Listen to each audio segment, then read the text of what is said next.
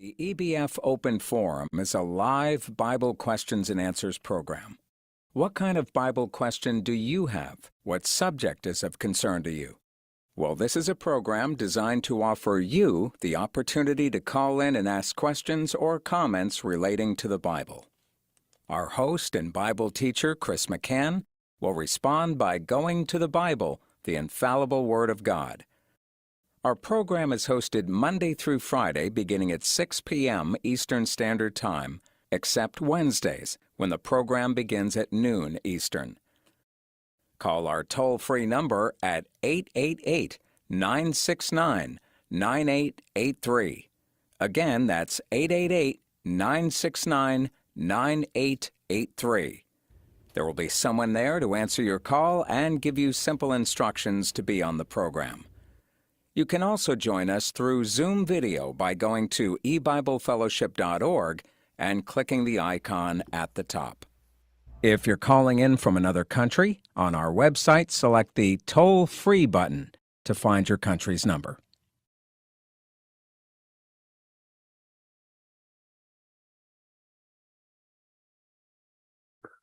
Welcome, everyone, to eBible Fellowship's Open Forum program. During this time, we're going to open up the phone lines to take your call, and each person is invited to give us a call if you have a question or a comment that you would like to make in relationship to the Bible, and I'll try to respond by turning to the Bible itself to see what it has to say about the thing you're interested in.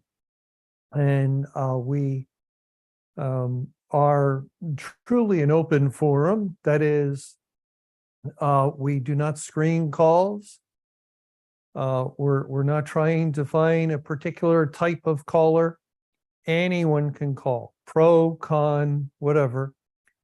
You're invited to give us a call and discuss these things. As I will, though, turn to the Bible in order to find, Lord willing, the answer. But before we get going, just like to make a couple of announcements. We have the virtual choir upcoming, fourth Sunday of the month in October. Lord willing, will be an online day in the Word. If you're interested in singing in the virtual choir, send us an email, info@ebiblefellowship.org. We also have business cards. It really are invitation to listen or watch this program cards. And you can write the same email address to request them, as well as tracts.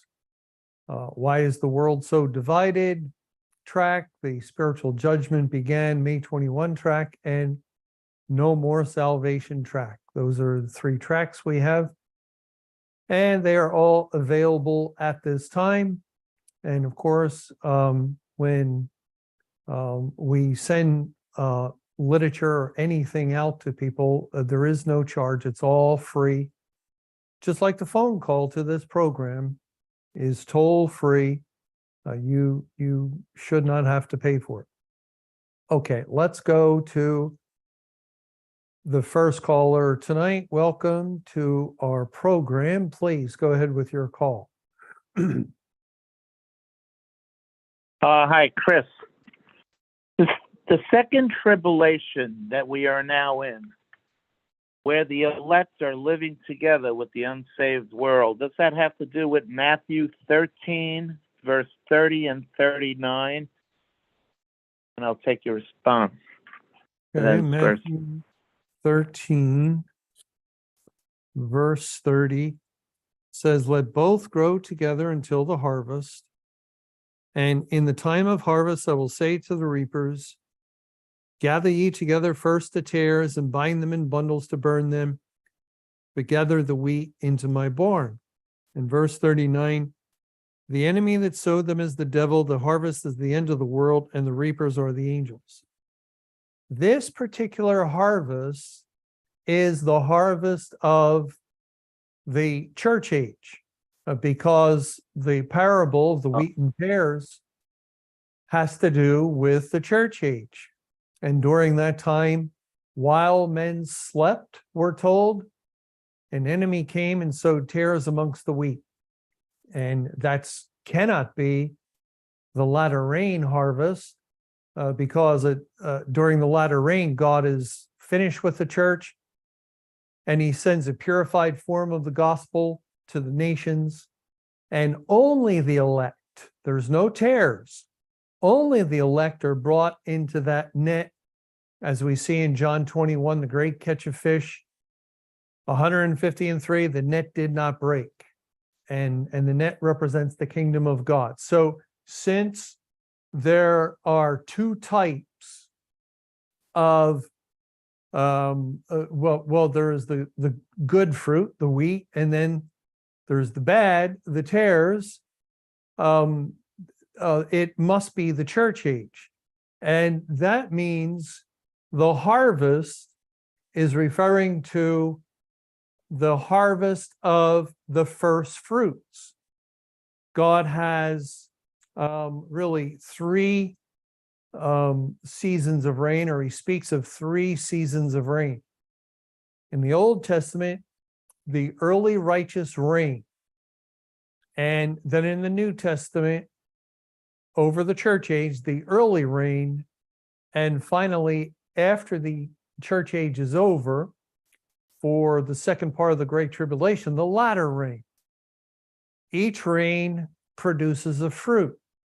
The early righteous rain of the Old Testament produced the first of the first fruits, the reshif, and that Hebrew word is translated first of the first fruits, as well as first fruits itself.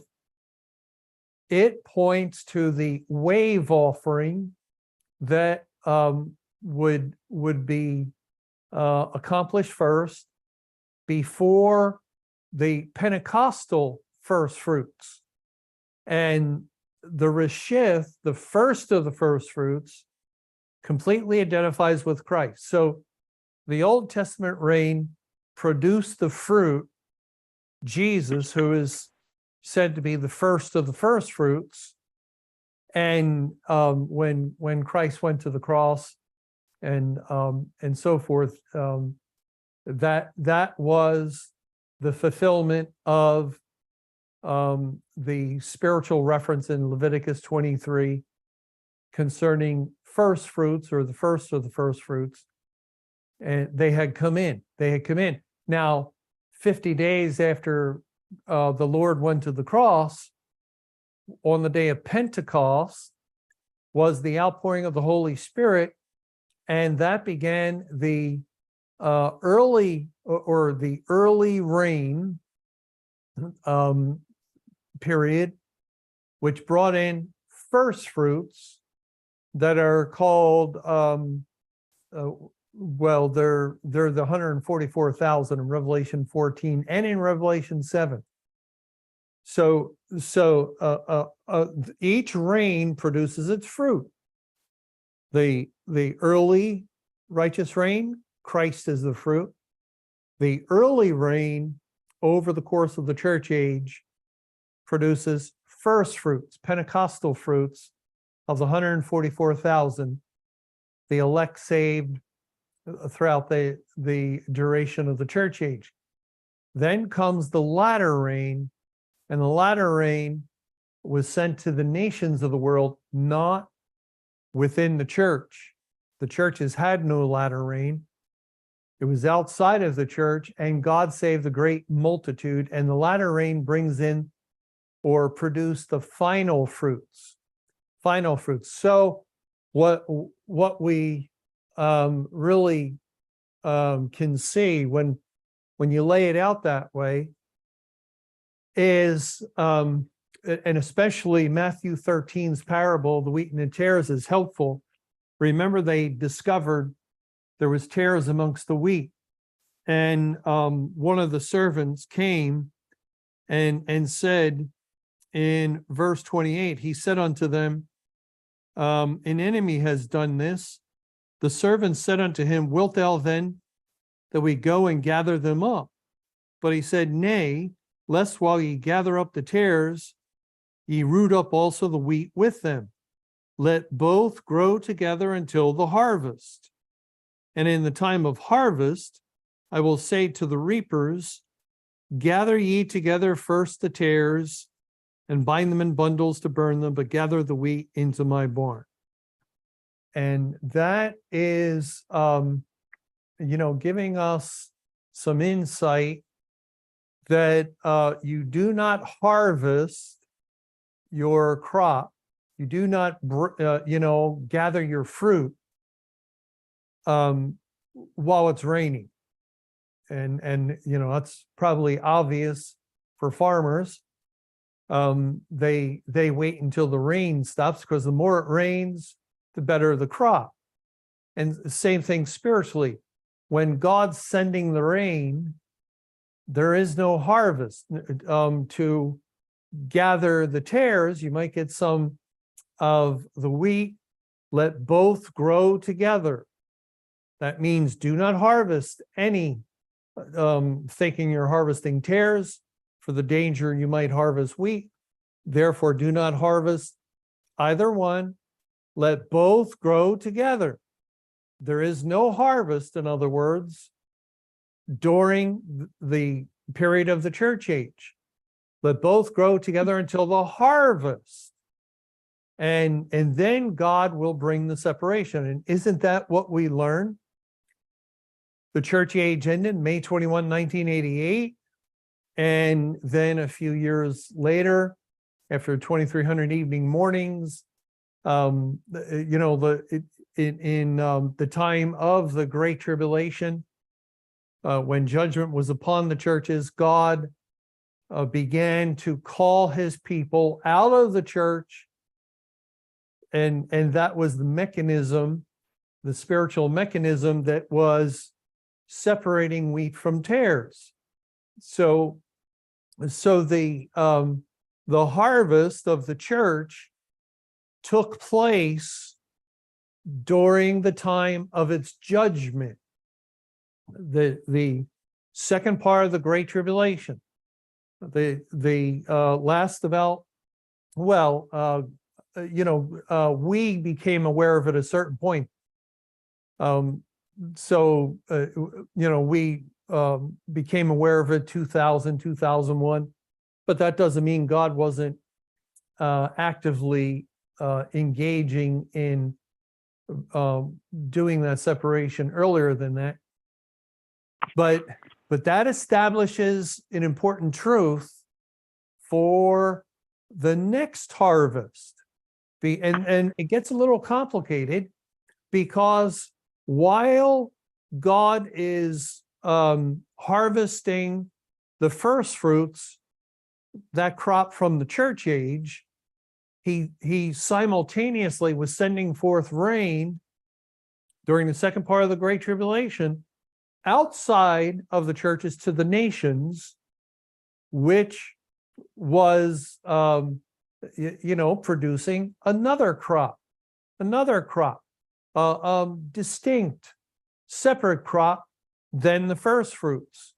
And so I think one of the problems we've had in seeing this, we've tended to mix it all together and think, God is gathering his wheat, and that's the crop of the church, and kind of tying that together with this great multitude being saved outside of the church.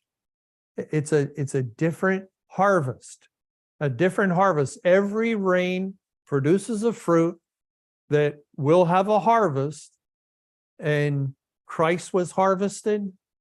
The church was harvested with separation of wheat and tares, and the great multitude that were saved during that about 17 years, 1994 until 2011, May 21, 2011, they were not harvested during the period of rain.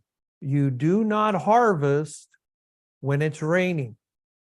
you see how it can be confusing, because we were harvesting the fruit coming out of the church due to the fact there was no rain in the church, but we were not harvesting the fruit that God was producing, all those saved among the nations, because it was still raining. When did the rain stop? The latter rain ceased May 21, 2011. And so just like the church was harvested in the time of its judgment, the great multitude saved out of that great tribulation are harvested in the day of the world's judgment, in this present time. And so these verses here, verse 30 is telling us about a specific harvest, the second harvest of the church, and so is the explanation of the parable. Verse 39, the enemy that sowed them is the devil. The harvest is the end of the world. This isn't the typical word for world, cosmos. It's not that word. It's aeon. And aeon is translated as age. So the harvest is the end of the age. And the reapers are the angels or messengers, God's people. God's people declaring church age is over. What we learned, got to get out of the church. That was reaping the harvest of the first fruits as they did come out of the church, and gathered into God's barn would be pointing to gathered into the kingdom of heaven. So that harvest would have completed by the end of the judgment on the church. Just as this present harvest, and we're in time of harvest, no rain at this time. There's I can't remember the location, but there's 2 or 3 verses that indicate there is no rain in harvest, no rain in time of harvest, or the specific location of where the rain is falling, as compared to the place that's under judgment. For instance, I do remember one, if we go to Genesis 45, this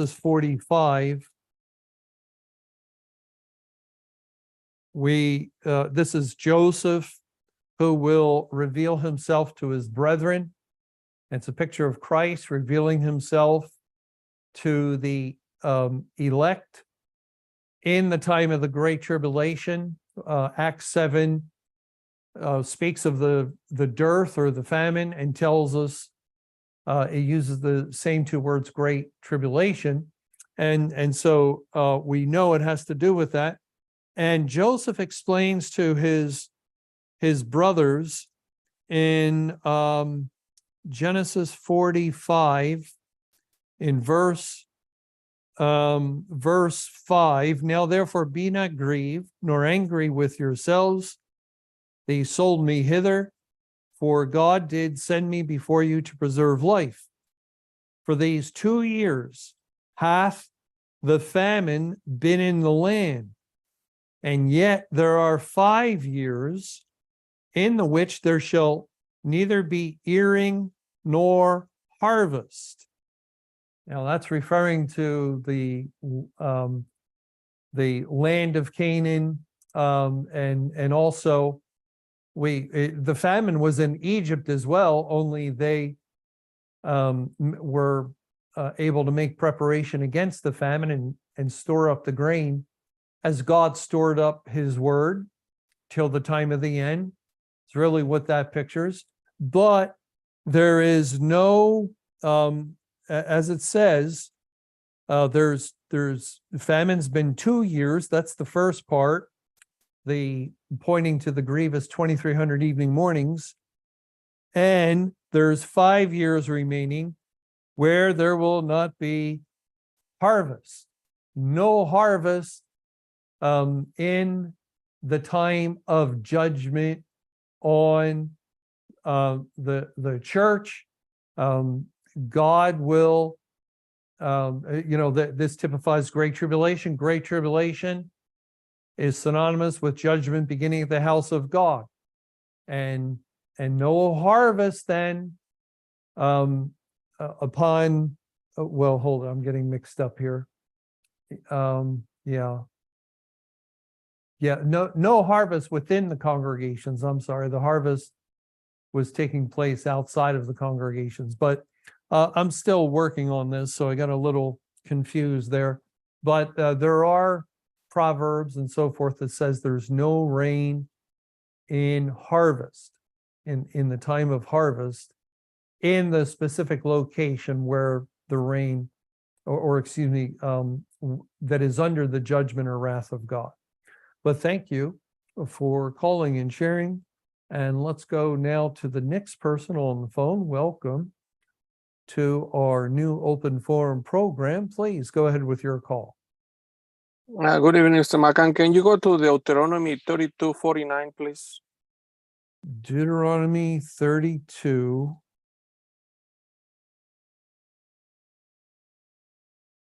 And verse 49. Get thee up into this mountain Abarim, unto Mount Nebo, which is in the land of Moab, that is over against Jericho. And behold, the land of Canaan, which I give unto the children of Israel for a possession. Yes, my question is in the word Nebo, which is translated H 5015, and in the interlinear is the translation is prophet, but I need to be checked up on that. And of course, it's the same word that is in Ezra 1, Ezra 2:29, and Nehemiah 6:15, which had to do with the 52 children of Nebo. And my question is the same, the place where Moses died. So I was trying to make the connection between the two, and one is in this side Jordan, the other one is in the promised land, and after they come back from Babylon. And maybe you can talk about that, Mr. McCann. Thank you. Yeah, I'm sorry. I don't know. I've not looked at that. So I really can't help you in any kind of spiritual understanding of this, unfortunately. But thank you. Thank you For calling and sharing. And let's go now to the next person on the phone tonight. Welcome to our question and answer program. Please go ahead with your call. I'd like to look at Corinthians, I think it's chapter 5:19 to the end of the chapter, where it says, I told you not to associate with, I think it's fornicators of this world. Yeah. I don't have my Is Bible that with me. 1 Corinthians? Yeah, I think it's chapter 5. It's towards the end, the last Right. paragraph. Can you explain that to the end of the chapter about associating with people literally who are sinning, and then associating with one who claims to be brother? Excuse me. Yeah. There is no verse 19 in 1 Corinthians 5. It's verse 10. I see what you're talking about. Can you explain all that to the end of the chapter there? Yeah. 1 Corinthians 5, I'll start in verse 9.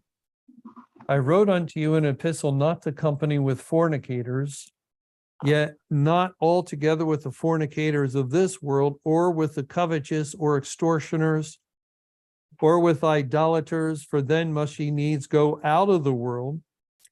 But now I have written unto you not to keep company if any man that is called a brother be a fornicator, or covetous, or an idolater, or a railer, or drunkard, or extortioner, with such a one, no, not to eat.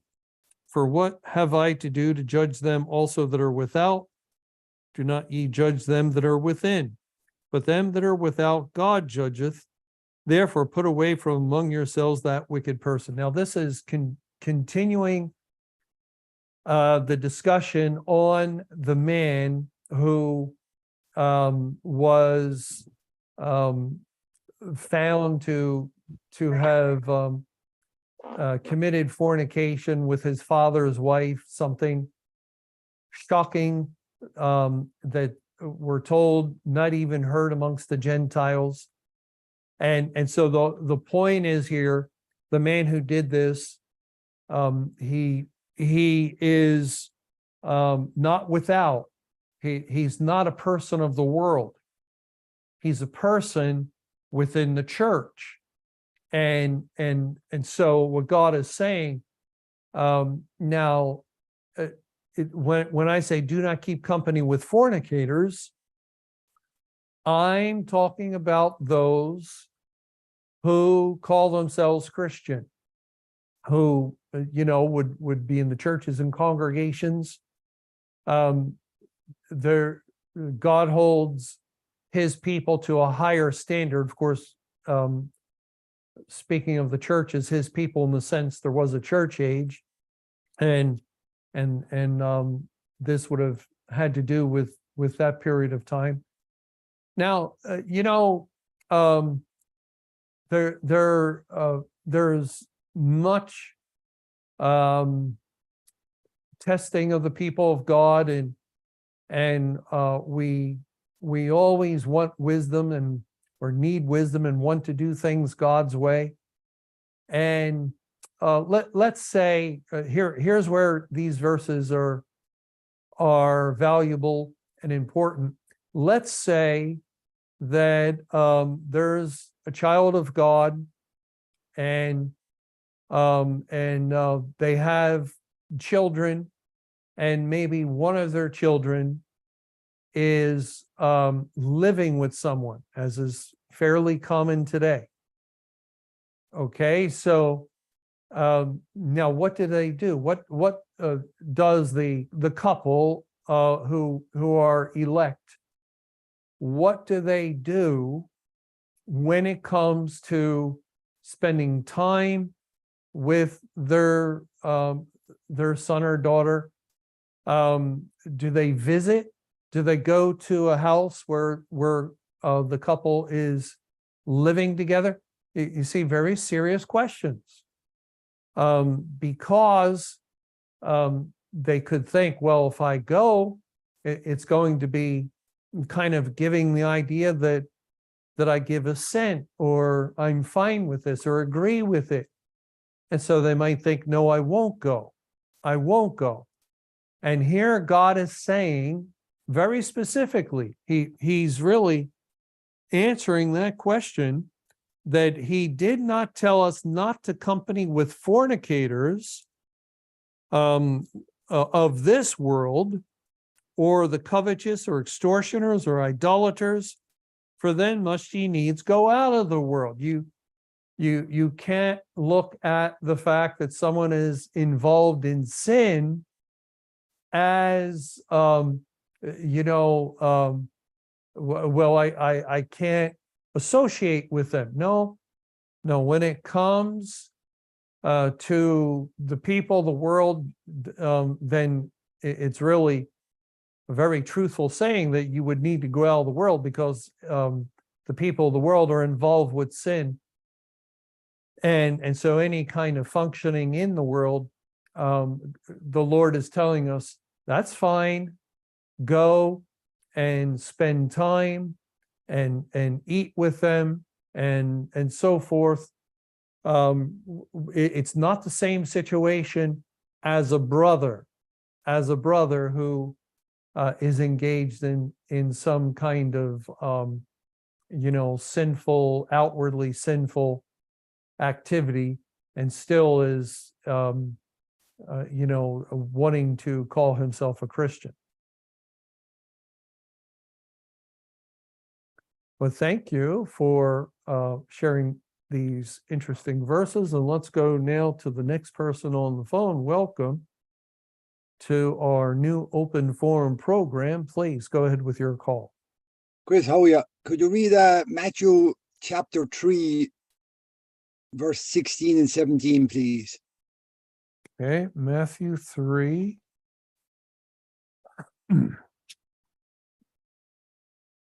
In verse 16 says, and Jesus, when he was baptized, went up straightway out of the water. And lo, the heavens were open unto him, and he saw the Spirit of God descending like a dove and lighting upon him. And lo, a voice from heaven saying, this is my beloved Son, in whom I am well pleased. Could you explain that verse in light of 3 other passages that's found in the Old Testament? The first one is Jesus coming up out of the water. If you could, Exodus chapter 2, verse 10. What was the chapter? Chapter 2, 2. verse 10, please. Exodus 2:10. And the child grew, and she brought him unto Pharaoh's daughter, and he became her son. And she called his name Moses, and she said, because I drew him out of the water. So I looked up the word Moses, and it's found, there's 2 other interesting places it's found. Drew is the root word of Moses, and it's found in 2 Samuel 22, 16 to 17. Please. 2 Samuel 22:16. And the channels of the sea appeared, the foundations of the world were discovered at the rebuking of Jehovah, at the blast of the breath of his nostrils. And 17, he sent from above, he took me, he drew me out of many waters. So drew is the root of Moses. And actually that verse is also found in Psalm 18:16. It's the same verse. And then there's one last place, and I'll ask my question. Exodus 12, verse 4. Exodus 12:4. And if the household be too little for the lamb, let him and his neighbor next unto his house take it according to the number of the souls. Every man according to his eating shall make your count for the lamb. So right there in Exodus chapter 4, for the lamb, it's Strong's number 7716, and expelled exactly the same as Moses. So the same letters as Moses, consonants as Moses. So in light of David being drawn out of the water and Moses, can that be tied to Jesus coming out of the water in Matthew 3? Well, I don't know, because it's Pharaoh's daughter. In what was that, Exodus 2, and she said, because I drew him out of the water. I don't know who Pharaoh's daughter would represent, because we have a pretty clear picture in Matthew 3 of Christ going into the water, coming under the wrath of God, and then up out of the water. And I don't believe we're told he's drawn in Matthew 3. Let's see. And Jesus, when he was baptized, went up straightway out of the water, and lo, the heavens were open unto him. It doesn't even say that God lifted him up out of the water. So the idea of Pharaoh's daughter, and so she would be a daughter of Pharaoh. We know Pharaoh, well, yeah, it's possible Pharaoh on occasion does represent God. But I don't see the connection with Pharaoh's daughter pulling him out of the water, drawing him out of the water, and in relationship to Christ coming out of hell, which is what the picture is when Jesus rises up out of the Jordan. So And what about maybe there's something I just Mm. don't see it. and what about the in Second Samuel where David? That's the only other place this word is used. Draw. It's the root word of Moses. It's the only other place that word is used. The verb. Chapter 18, right? Chapter.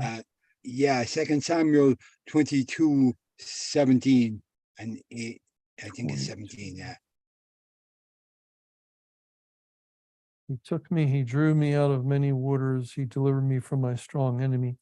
Well, yeah, Isn't that point to the that foundation of the word? that would point to God lifting up, and Yeah.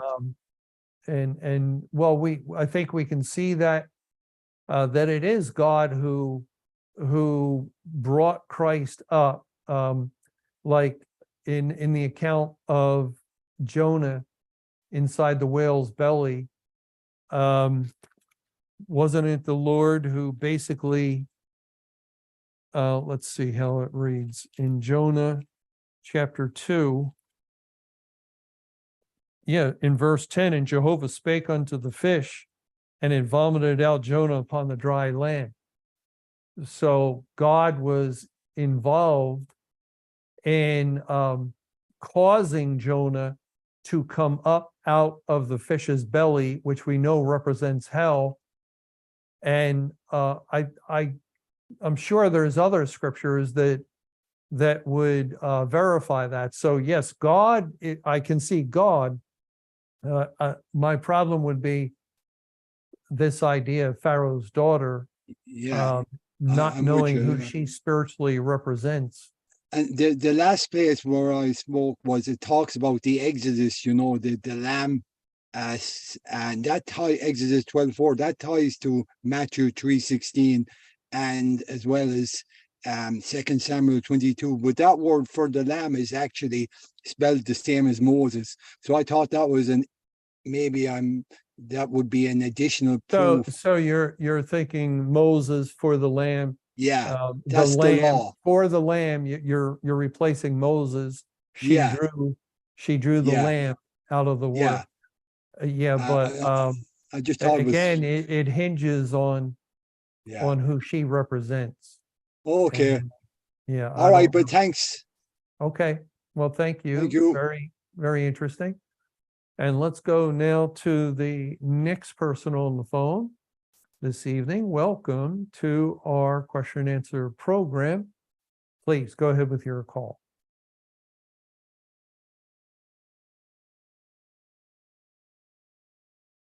Hello.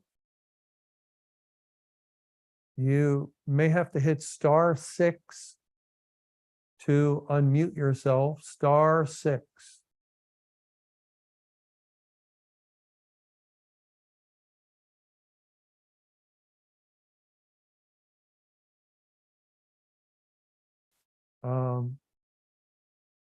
Hello.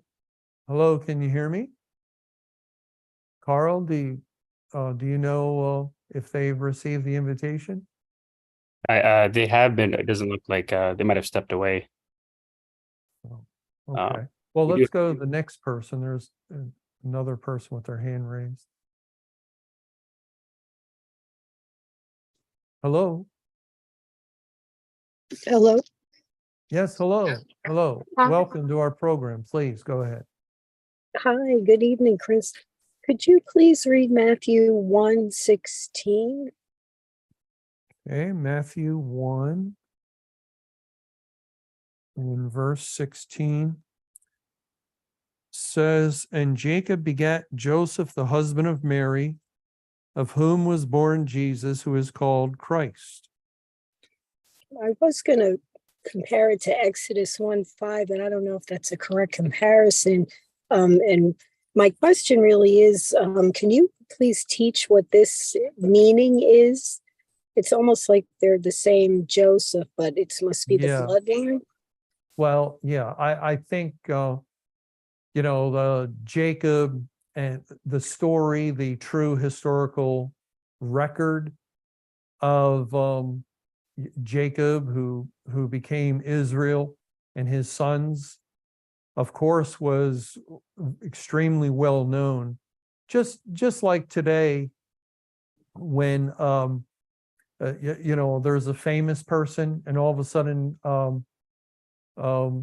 that year, or could be last throughout a decade, maybe, all kinds of people start naming their children by the name of the famous person.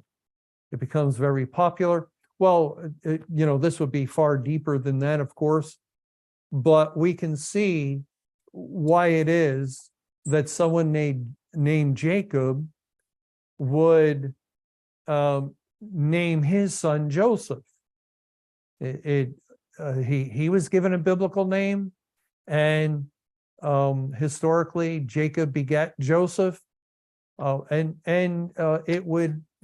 it's packed with all kinds of meaning, biblical meaning, and it would be very, you can almost picture a father one day in ancient Israel explaining to his son, the father Jacob explaining to his son why he named him Joseph, and telling them the biblical story of Joseph being a son born to Rachel after so long, and so forth, and how he was sold by his brothers.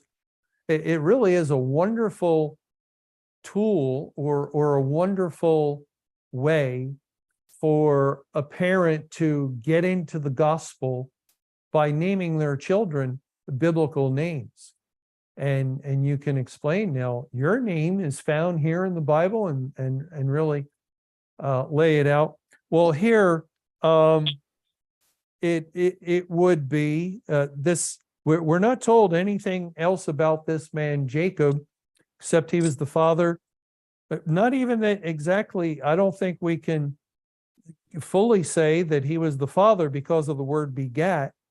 Jacob begat Joseph, the husband of Mary, and that word begat is it does not always mean an immediate father to son.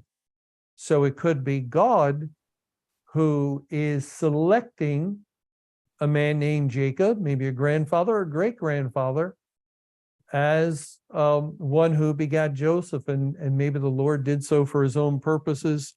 One thing to probably check out would be the number of generations, starting from the beginning. Well, we know Abraham.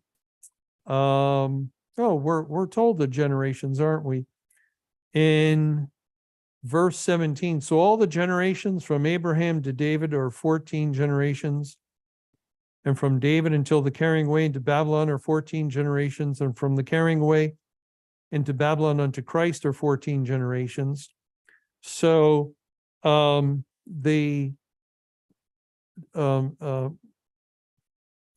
think, it's been a while since I looked at those generations.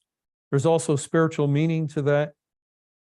But if Jesus were the 42nd generation, the third batch of 14, then that would mean Joseph was number 41 and this Jacob would have been number 40.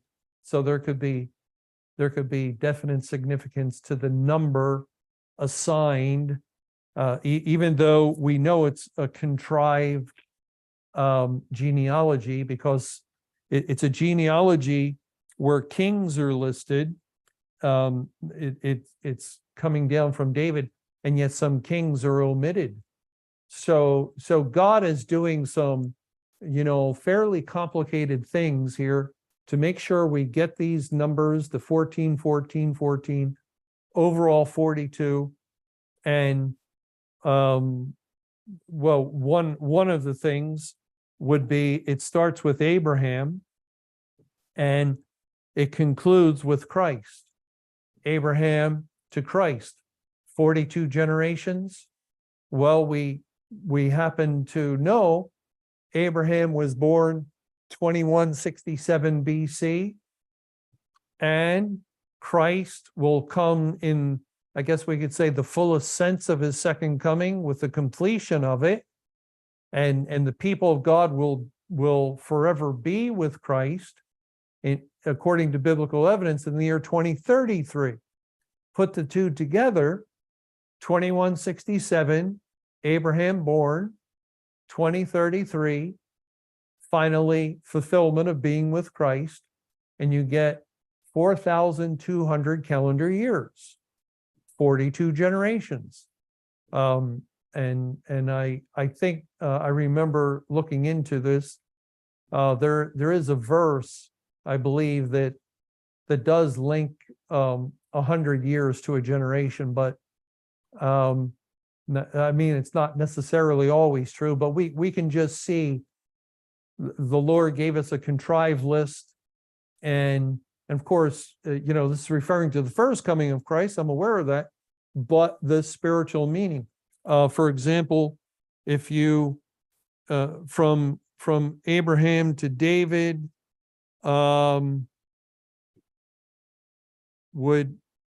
yeah, that's right. From Abraham to David, David's a type of Christ.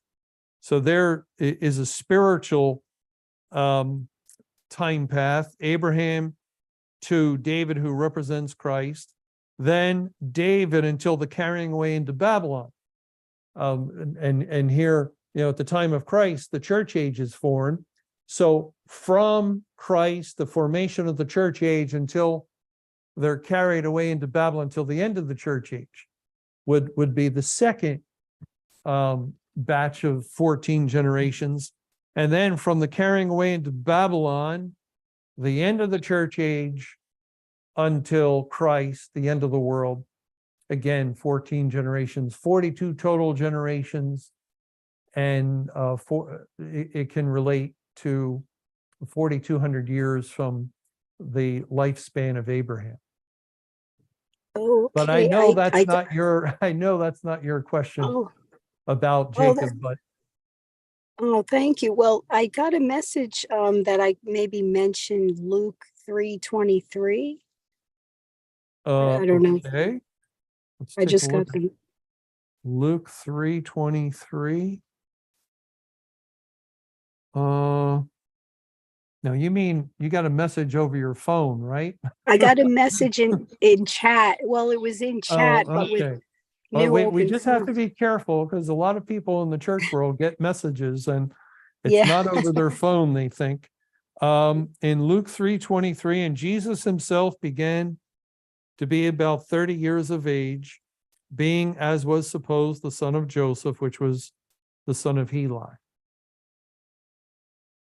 And yeah, Joseph was about 30 years, or excuse me, Jesus was about 30 years of age at the time of his ministry, in the sense that it was about 30 years since his coming out of Egypt.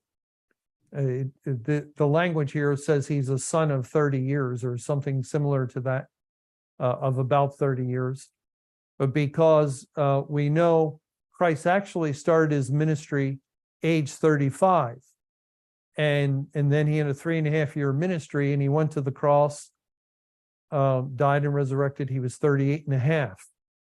And so this reference to about 30 is, remember when Herod sought to kill the young child, his father Joseph took them to Egypt. Then after a while, he came out of Egypt. From the coming out of Egypt, it's about 30 years until the beginning of his ministry, as was supposed the son of Joseph, right?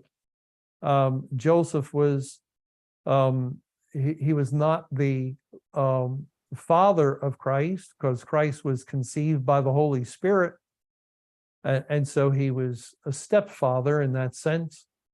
And the line in Luke is Mary's line.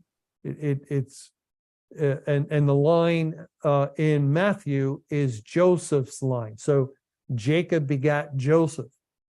Here in Luke, it all also goes back, I believe, to David, but it goes to a different son of David. I think it's Nathan. And the line in Matthew follows the kings. Nathan wasn't a king, though he were a son of David. But thank you. Thank you. You're welcome. Thank you for that question. And let's go now to the next caller. Welcome to our open forum program. Please go ahead with your call.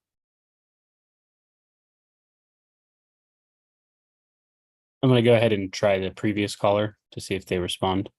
Yeah, that'd be good. Hello?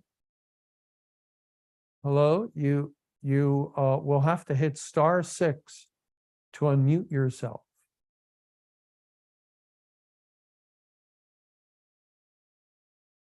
Hello? Yeah, it sounds like they're having a problem of some kind. Are you the next caller? No, I'm Hello, not. Chris. Yes, hello, please go ahead. Hi. Okay, thank you. Sorry about that.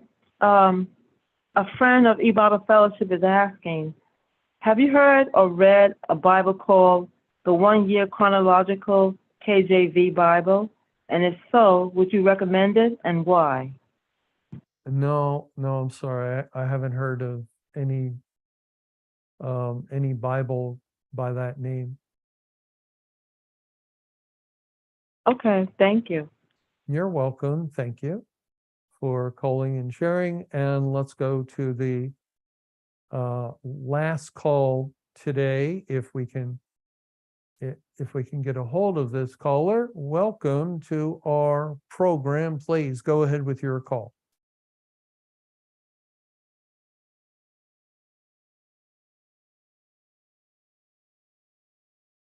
Yeah, it could be their microphone, right, Carl? In this case, it looks like they might have just stepped away because they're just not unmuting. There's not a what? I'm sorry. They're not unmuting themselves, so they might have just stepped away. Oh, okay. Okay, well, all right. Well, that's unfortunate, but I would like to thank everyone for joining us tonight, whether you're listening at home or on Zoom or however you were listening.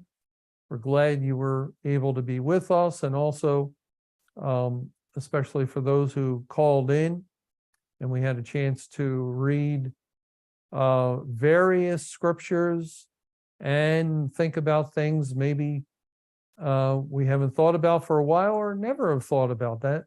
That's one of the blessings of having questions come from various people.